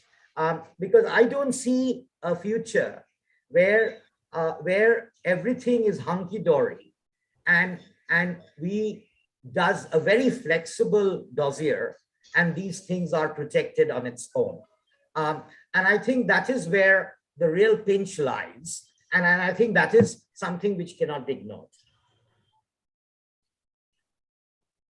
Yes. Manish, you asked me about this outstanding universal value. If I didn't find it important, I find it. I mean, I think Hooghly fits that term more than any other place I know in terms of World Heritage, because, as I said, I don't think there is another place in the world of that kind. Absolutely. Absolutely, it is outstanding. It's not even a tactical thing to say. It is of an outstanding universal value, and it's unique, which is also what World Heritage should be, because there are so many other kinds that are repeating themselves of type. But there is not a place like this, as far as I know. True. But it is disjointed. But the problem, I think, because we've talked about beauty and cynicism, and I'm also inclined to be cynical, and that's, I think, has been our starting point very much in Serampore, to start from being cynical and then see what you can do from there, rather than having some kind of a utopian idea of what it can be. So start with cynicism. On the other hand, I also, as you did, Soumen, read Lynn Meskel, and that's when you become so cynical that you think Hooghly doesn't stand a chance in terms of UNESCO World Heritage, because that kind of lobbying and networking and whatnot, what she describes, is, I can't see who would do it. So I find Hooghly the perfect candidate, but I can't see who is the advocate. And who will do it. So she takes cynicism to a new dimension. Yes, but I am not concerned whether it's designated as a UNESCO World Heritage Site or not. But what is more concerning is that this unique site of cultural landscape of so many communities living together and yet having a distinct beauty, quote unquote, which the atmosphere, which Soumen said, is protected while and living. And I think that is a very important aspect of, and I think Gwyn can comment very much, because Gwyn has been kind of striving with this from Penang. Gwyn.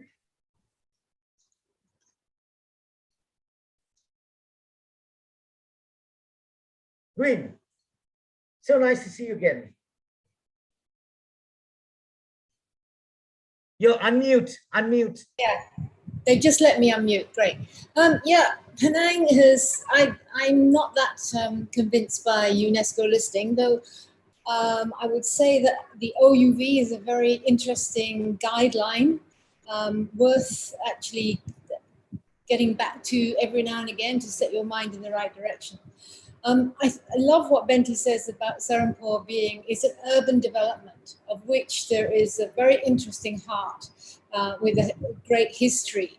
And I totally agree with you, but you have to set the pace. You have to create the bandwagon, because no beautiful plan is ever going to get off the ground. But if you quietly get on with something, then it can actually inspire, because a lot of people can't read plans. A lot of the people in high places have no idea what your gorgeous drawings really actually mean.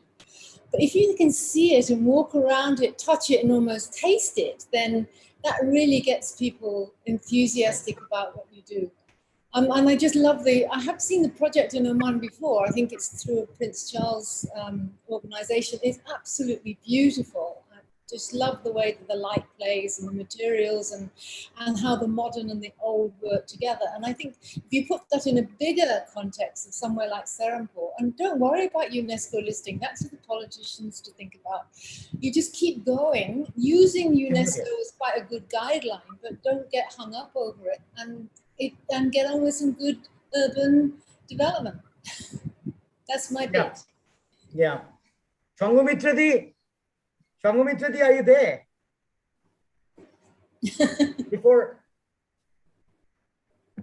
Changumitradi, are you there? Yes, I'm there. Yeah, we'd love to have your some comments on the whole discussion. It has been very interesting. So I do agree that it is more a question of, maybe World Heritage and other thing, but I'm more concerned about the development, which has been recently mentioned, because when I visited Srirampur with my students, I think, yes, the Danish Travel and other, a very good example as a pilot project and to show that what can be done. But I was also it was a very painful to see that it's not only the public spaces or those few buildings, different types of heritage, vernacular, shared heritage, and others, which are all private properties. And these private properties, people are demolishing that. Sometimes they are being demolished to give the flats. And what is sad to see that they are creating some elements which are a copy or so-called copy of the colonial architecture, and some of the buildings are there because of the these family joint ownership and other. They had to extend, and suddenly on a beautiful gate beside that, ugly toilet block has come up because of the lack of awareness to guidance that even that can be done, which can be done properly. I'm not using the word aesthetics, but properly modern intervention, which has been shown by Soumen also, very good example that, and some, only one or two examples are there where building people have kept, but they are not, don't know what to do with that. So I think it is much more a question of the development of these different categories of the buildings, private ownerships and other, even how to guide that, how the new buildings will come up, which will be modern, but in harmony. So I think it's the municipality, the urban development, the local planning, we are trying to look at the local planning and the people awareness. They are very important if you really want to talk about all these settlements which had the buildings are only representative, the morphology, everything is a part of that. And not only European, there were other earlier heritage of that where there are a lot of NGOs are working. So I think there is a heritage-led development, or whatever terminology you give that. I think ultimately we have to bring it to the local area development, which to guide that along with the municipality, how that should be done, where the people themselves know that, yes, they're living places, but what are the guidelines? And that's why the grading are very important, as Roger said, but that matrix to develop that, even those many structures, what can be done with them, what grading are there. Some can be adaptive use, some can be addition, alteration, and other. Your Danish turban is a beautiful example to start with, even the charges and other. But I think we have a lot of work to develop, work with the local development and also the economics from where the money will come. And that's all I have to say. Soumen, does your management plan for Hooghly, which you're working on along with such a long list of people, will try to address some of these issues? Yeah, I think that is the intention, that we certainly do not see it, and all the things that has been discussed, whether it's by Rajata or Bente and others, and Gwen as well. Great to see everyone, but it's just that yes, we are following that inclusive approach to it, and I think it is also important that we are suggesting, which we have. Hopefully when the final piece comes out, we'll be able to demonstrate that it is more closely integrated with planning than with planning. I do not want to use the word planning, neither do I want to use architecture in all of these kind of contexts, because these are not separate territories, and we've made ourselves into these little boxes, which are really, really problematic. And so I think, but essentially what we are saying is that, yes, it needs to be tackled at a larger scale before we come down to the smaller scale as well. So you'd have, sort of various scales to work with. But at the same time, we will, work with landscape planners, we'll work with urban designers and so on and so forth. But crucially, economics. At the end of the day, as Bente was indicating, that I think if we cannot make this a living place, it will be a dead place. People will And then very soon it will be replaced by all the other blocks. And hence my plea that, of course, we cannot probably save everything. We will not be. But on the other hand, if there is a carefully understood sympathetic planning regime in place, and that is also schools of architecture, schools of planning, we have a big role to play, and we have often not taken that role up. And I'm not saying everyone again, but it has been only applied intermittently. Therefore, I think our education is limited in terms of how we should be tackling if it comes to a heritage side. What do we do? I don't think that we're equipping architects to do that. So the issue, as you pointed out, is that also at a smaller scale, when it comes to a house, if we can show that there could be other ways of dealing with a house which can become attractive in many ways and economically viable, then there is a future to these buildings as well as the bigger plan to exist.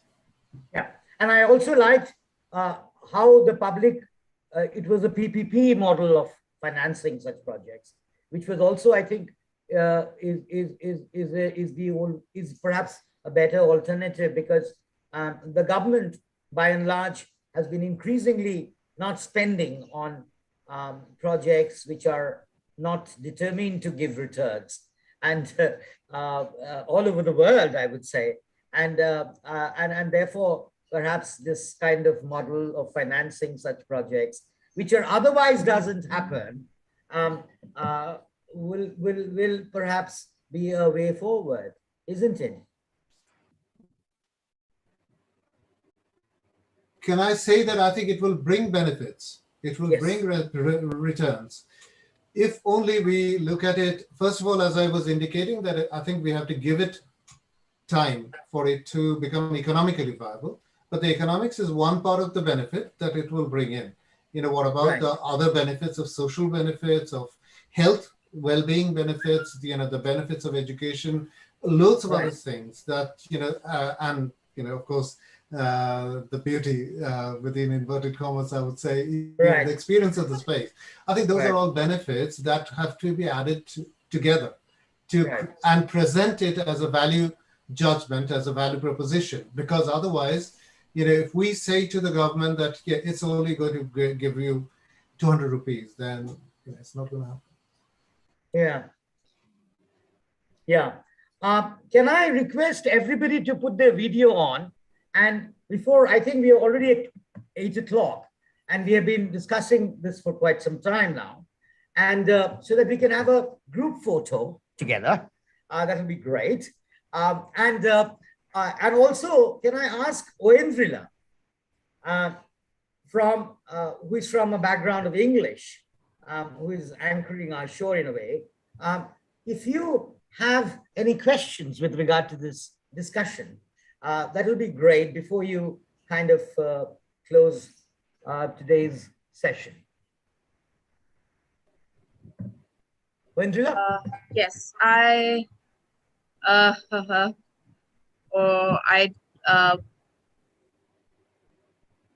there are lots of congratulatory messages, actually. There's one text. In fact, it's you've mentioned her name, Miss Sonia Gupta. I'll just read that out. Congratulating on Professor Bandopadhyay's work.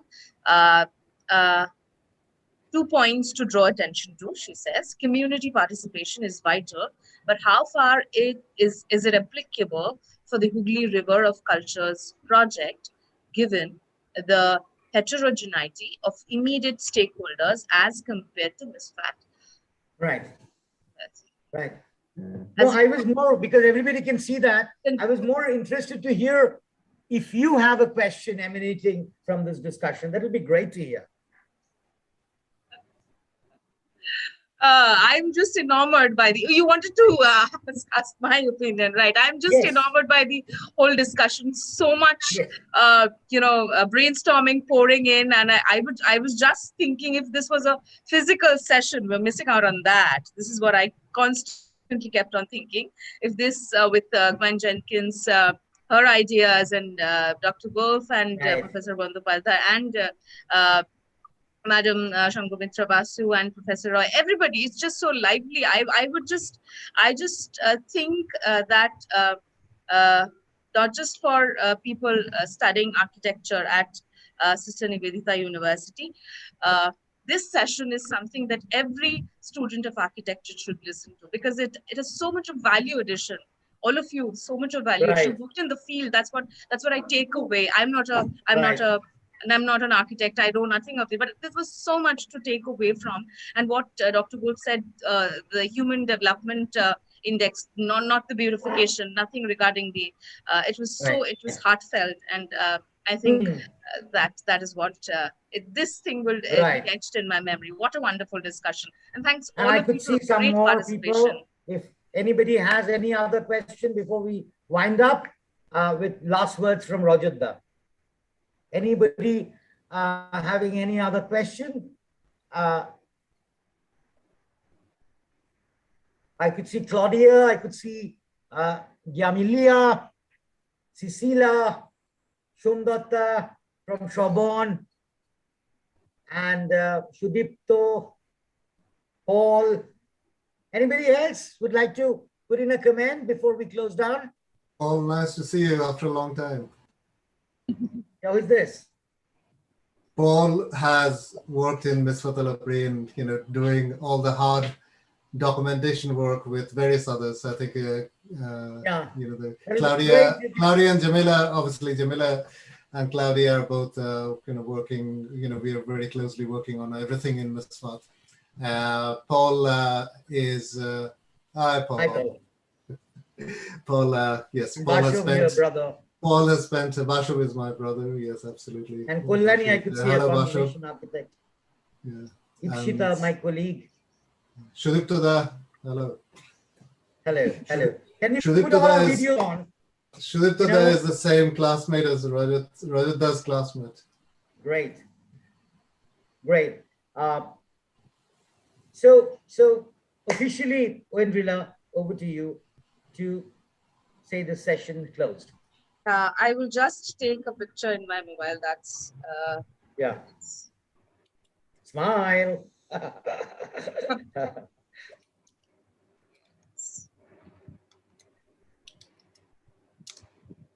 Thank you. Great. Thank you. Thank you. That's what the Japanese do, isn't it? That's what the Japanese do. With a monument behind you, click a photograph and onto your bus. Thank you so much. I should just add that for me, it's very special to be back in Kolkata after 1.5 years of COVID. And Kolkata, I can tell you, the people who are not here, that it's a quiet version of itself. And I have to be back, Monish, before 50 minutes because there's a curfew on.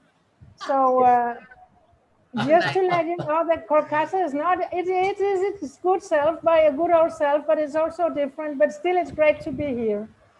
Yeah, welcome. Thank you, Rajita. Thank you, Soumen, and all the participants. Thank you very much. Oendrila. Thank you very much. Thank you. Thank you so much, everybody. I hope to continue this discussion back at our campus someday after everything normalizes. Thank you, Professor Chakraborty, for organizing this session. Thank you. And thank you to every participant. What a wonderful discussion. Thank you. Yeah. I am unable to go to a place to cut my hair. It's growing. You look beautiful. But our session today is available on YouTube in the Sister Nivedita University channel. Kindly please subscribe to the channel. You get it's to also see on the Facebook, videos. Isn't it? It's also in our Industry Connect page and our social. Indra, could you kindly send us the links, please? I will.